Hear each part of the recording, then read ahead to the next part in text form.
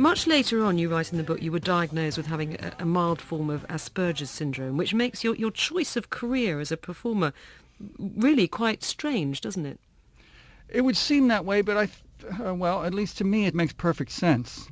Because when you have trouble expressing yourself socially in kind of through the normal channels, conversation, that's one of them, you find other ways to do that. And one way is to get up on a stage, get up on a platform, and just kind of blurt things out, whether it's in song or... I remember in high school, I was fond of running for what's called over here student council.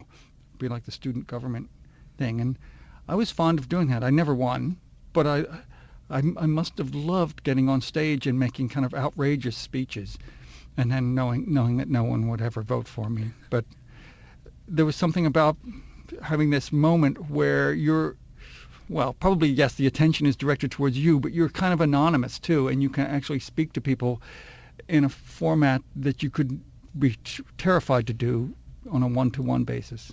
And I was very surprised to read that when you were writing about the Asperger syndrome that you said you can identify with Susan Boyle. Well, just in the sense of I'm imagining that she's someone who maybe is or was in a similar situation where... I mean, I'm much older now, so a lot of that kind of wears off. But where you maybe are not that comfortable just chatting with people and the whole kind of schmoozing and all the kind of other bits that go with being a musician. But then when you have to just express yourself, it just comes out. But then when you have to deal with all the other things that go along with it, it's really hard.